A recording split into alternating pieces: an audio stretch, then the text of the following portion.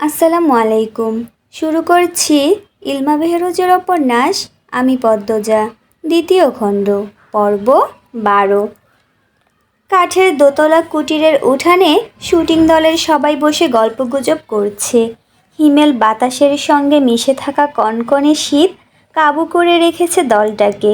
প্রত্যেকের নিঃশ্বাসে ভেসে উঠছে সাদা ধোঁয়ার কুণ্ডলী। শাকিল নামক এক তরুণ উঠানের মাঝখানে একটা ছোট্ট অগ্নিকুণ্ড জ্বালিয়ে তুলল। সেই আগুন থেকে উষ্ণতা উপভোগ করতে গেল লিখন। তীব্র শীতের কারণে শুটিংয়ের কাজ বারবার বাধাগ্রস্ত হচ্ছে। প্রতিনিয়ত পিছিয়ে যাচ্ছে সময়সূচি। যখন সূর্যদেব আকাশের গায়ে নিজের অস্তিত্ব জাহির করল, তখনই সেখানে চলে এলো মৃদুল। লিখনের সঙ্গে করমর্দন করে মৃদুস্বরে জিজ্ঞেস করলো, কেমন আছো ভাই? লিখন মুচকি হেসে উত্তর দিল, ভালো আছি। পাশে দাঁড়ানো তরুণটির দিকে তাকিয়ে বলল, এই শাকিল, একটা চেয়ার এনে দাও তো।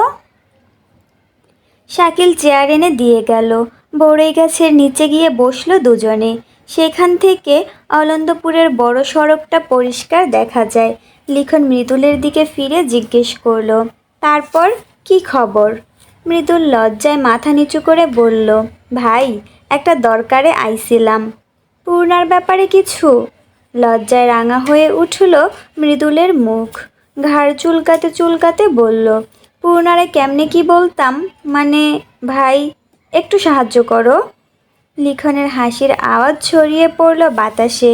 মৃদুল অসহায়ভাবে বলল, তুমি আর আমির ভাই এসব ভালো বোঝো, কিন্তু আমির ভাইরে একটু ডর লাগে, তাই তোমার কাছে আইছি। এটা কোনো ব্যাপার হলো?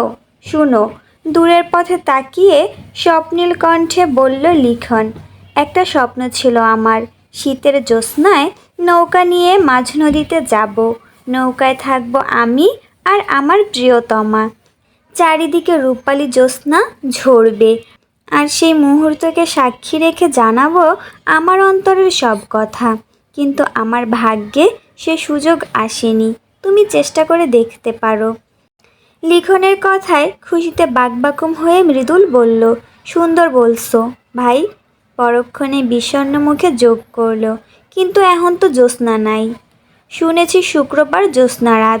আমাদের জ্যোৎস্না রাতের শুটিং আছে। নায়িকার ভালোবাসার কথা কইবা নাকি? না, নায়িকা মারা যাবে। বিস্ময়ে চোখ বড় বড় করে উঠানের দিকে তাকিয়ে মৃদুল জানতে চাইল, ভাই, নায়িকা কোনটা? আঙুলের ইশারায় একটি মেয়েকে দেখিয়ে লিখন বলল, ওই যে নীল শাড়ি পরা মেয়েটি। এ তো আসমানের পরী। মুগ্ধ হয়ে বলল মৃদুল। লিখন হেসে সতর্ক করল, পূর্ণার সামনে একথা বলো না যেন। হাসিতে ফেটে পড়ল দুজনে। কথার মাঝেই মৃদুল লক্ষ্য করল নায়িকা বারবার লিখনের দিকে তাকাচ্ছে। ভাই, নায়িকা কি তোমারে মনে মনে পছন্দ করে? লিখন ফিরে তাকাতেই মেয়েটি দ্রুত চোখ সরিয়ে নিল। আর ওদিকে তাকিও না, তোমার অনুমান সত্য। মৃদুল উৎসুক হয়ে বলল, ওনার নামটা কি? ফারহিন ত্রিধা। মাশাল্লাহ, নামের মতোই সুন্দর। তোমার লগে খুব মানাইব। লিখন স্মিত হেসে বলল, মানায় তো কতজনের সঙ্গী, আমরা কি সবাইকে পাই? মৃদুল না সূচক মাথা নাড়ল। ত্রিধার অল্প বয়স, সবে মিডিয়া জগতে এসেছে। শুনেছি আমার জন্যই নাকি এসেছে। আমি যাকে ভালোবাসি তাকে মন থেকে সরিয়ে নিজে সেই স্থান দখল করবে।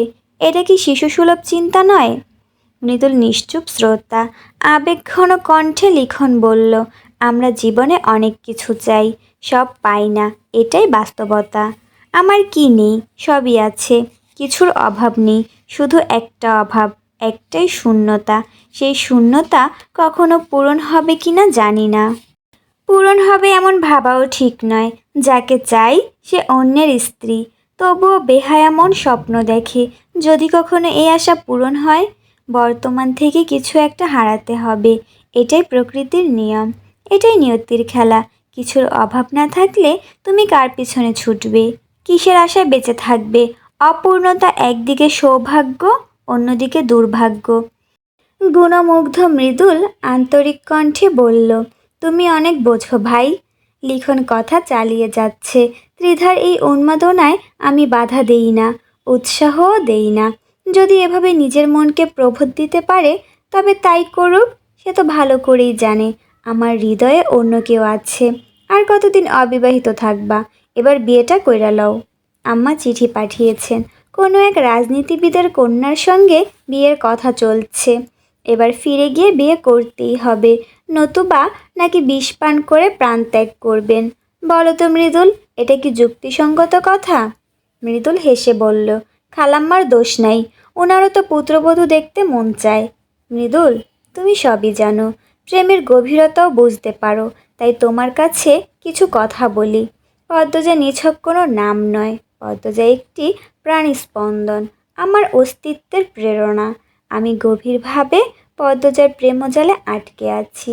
মাঝে মধ্যে শ্বাসরুদ্ধকর যন্ত্রণা অনুভব করি, তখন চেষ্টা করি পদ্মজা নামক এই মায়াজাল থেকে মুক্তি পেতে, কিন্তু পারি না।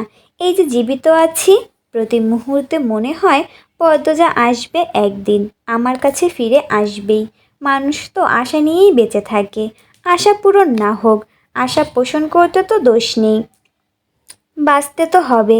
আমি বুঝতে পারি ত্রিধা আমাকে ভালোবাসে, সুটিকে মুখস্থ সংলাপগুলো ও হৃদয় থেকে বলে। আমি কিছুই করতে পারি না, তখন সব কিছু মর্মান্তিক লাগে। নিজে একজনের প্রেমে পাগল, তাই অন্য কারো ব্যাকুলতা অনুভব করতে পারি। এখন আমি পদ্মজার অনুভূতিও বুঝতে পারি। ত্রিধা আমাকে পদ্মজার অনুভূতি বুঝিয়ে দিয়েছে। আমি ত্রিধাকে যেমন হৃদয়ে স্থান দিতে পারি না, পদ্মজাও আমাকে দিতে পারে না। ও আমির হাওলাদারকে খুব ভালোবাসে। আমি নিজের প্রেমের পাশাপাশি তাদের প্রেমকেও শ্রদ্ধা করি। তাদের ভালোবাসা অনন্য। বুকে একটু জ্বালা অনুভব হয় বটে, তবে এটাই তো বাস্তবতা। ত্রিধার জন্য আমার করুণা হয়, মেয়েটি অন্য কাউকে ভালোবেসে সুখী হতে পারত। ঘুরে ফিরে এমন কাউকে ভালোবেসেছে যে অন্য কাউকে ভালোবাসে। আমার মতো হয়তো পদ্মজাও ভাবে। ত্রিধার ভালোবাসাকেও আমি সম্মান করি। সে সত্যি অন্তর উজাড় করে আমাকে ভালোবাসে, কিন্তু আমার পক্ষে তো সাড়া দেওয়া সম্ভব না। এমনকি আমি ত্রিধাকে জায়নামাজে বসে আমাকে চেয়ে চোখের জল ফেলতেও দেখেছি। তবুও আমার মনে ওর জন্য ভালোবাসা জন্ম নেয়নি। ভালোবাসা অতি কোমল, আবার অতি দৃঢ়ও। কিছু মানুষ শুধু একজনকেই ভালোবাসার জন্য জন্ম নেয়, অন্য কারো ভালোবাসা তাকে স্পর্শ করতে পারে না। আমি তাদের মধ্যে একজন, হয়তো পদ্মজার নামটাও আছে সেই তালিকায়। এটা ভাবতেও বেদনাবোধ হয়। ত্রিধা ভালোবাসে আমাকে, আমি ভালোবাসি পদ্মজাকে, পদ্মজা ভালোবাসে আমির হাওলাদারকে। সবার ভালোবাসাই সত্য, কি বিস্ময়কর! এই পৃথিবীর প্রকৃত সুখী মানুষ কারা জানো? তোমার মতো মানুষেরা। আমার মতো? হ্যাঁ, তোমার মতো। তুমি পূর্ণাকে ভালোবাসো, পূর্ণাও তোমাকে ভালোবাসে। তোমাদের তৃতীয় ব্যক্তির যন্ত্রণা সহ্য করতে হয় না। এই ভালোবাসাকে কখনো হারাতে দিও না। যাকে চাও কপাল গুণে সেও তোমাকে চায়, কখনো তাকে অসম্মান করো না। যেভাবে হোক ধরে রাখো। ভালোবাসা অধরা স্বপ্নের মতো, সবাই পায় না। আমাদের জীবনে মা বাবা নানা নানি দাদা দাদি ভাই বোন অনেক মানুষ আছে যারা আমাদের ভালোবাসে, তবুও আমরা জীবনসঙ্গীর জন্য পাগল হই, তার ভালোবাসা পাওয়ার জন্য আকুল হয়ে থাকি। নির্দিষ্ট ওই মানুষটার ভালোবাসা ছাড়া নিজেকে শূন্য মনে হয়। এই মায়া পৃথিবী সৃষ্টির পর থেকে হয়ে এসেছে। আমিও তেমন একজনের ভালোবাসা পাওয়ার জন্য আকুল হয়ে আছি। ঝাপসা ভরে হাঁটছি। এই জায়গাটা অন্য কাউকে দেওয়া সম্ভব নয়, তাই আমি বিয়ে করব না। কোনো নারীর হৃদয়কে হত্যা করার অধিকার আমার নেই। আমাকে যে বিয়ে করবে সে সুখী হবে না, আমি তাকে সুখী করতে পারবো না। স্বামী হিসেবে ব্যর্থ হয়ে যাব, সেটা হতে দিতে পারি না। মনে একজনকে রেখে আরেকজনকে বিয়ে করে তাকে সুখী করা একটা চ্যালেঞ্জ। আমি এই চ্যালেঞ্জটা নিতে পারি না। যে যাই বলুক, একাই জীবনটা কাটিয়ে দিব। একতরফা ভালোবেসে যাওয়াতে শান্তি আছে, নিজের স্বার্থে হলেও সেই শান্তি নষ্ট হোক তা চাই না। আম্মাকে আমি সামলে নেব, তুমি পূর্ণাকে দ্রুত বিয়ে করে নাও। যাই হয়ে যাক, কেউ কারো হাত ছাড়বে না। একজন পিছিয়ে গেলেই কিন্তু সব শেষ। মৃদুল লিখনের এক হাত ধরে বলল, ভাই, তোমারে কি যে কন যায় তাই আমি বুঝতাছি না, কিন্তু পূর্ণারে আমি মইরা গেলেও ছাড়ব না। মৃদুলের কাঁধে হাত রেখে লিখন বলল, ভালো প্রেমিক হয়ে ওঠো, ভালো স্বামী হয়ে ওঠো। তুমি বসো, শুটিং শুরু হবে, পরে আবার কথা হবে। না ভাই, চইলা যাব, পরে আবার আসবো। পরস্পরকে বিদায় জানালো তারা। চলচ্চিত্রের দৃশ্য ধারণ শুরু হলে মৃদুল ধীরে ধীরে উঠে গেল। ত্রিধা নামক রূপসী মেয়েটির পরনে একটা সুন্দর শাড়ি, তার কোমর স্পর্শ করা লম্বা কালো চুল বাতাসে দুলছে। লাবণ্যে কোনো ত্রুটি নেই, তবুও সে লিখনের মনোযোগ আকর্ষণ করতে পারছে না। প্রেম কেন এত বিচিত্র ও রহস্যময় হয়? লিখনের প্রতি ত্রিধার দৃষ্টিপাত কোনো অভিনয় নয়, বরং একেবারে পূর্ণার মতো। পূর্ণা যেভাবে তার দিকে তাকায়, ঠিক তেমনই। লিখন যখন ত্রিধার হাত স্পর্শ করল, তখন মেয়েটার চোখ মুখে আনন্দের ঝলক দেখা গেল। শুধু এই অভিনয়ের মুহূর্তগুলোই পারে তাকে লিখনের সান্নিধ্যে নিয়ে আসতে। মৃদুলের শরীরে অদ্ভুত একটা অনুভূতি বয়ে গেল।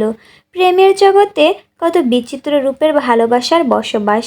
পূর্ণার কথা খুব মনে পড়ছে। পূর্ণার সঙ্গে সাক্ষাতের বাসনা নিয়ে সড়কের দিকে এগিয়ে গেল সে। বড়ই গাছের নিচে পড়ে রইল শূন্য দুটি চেয়ার।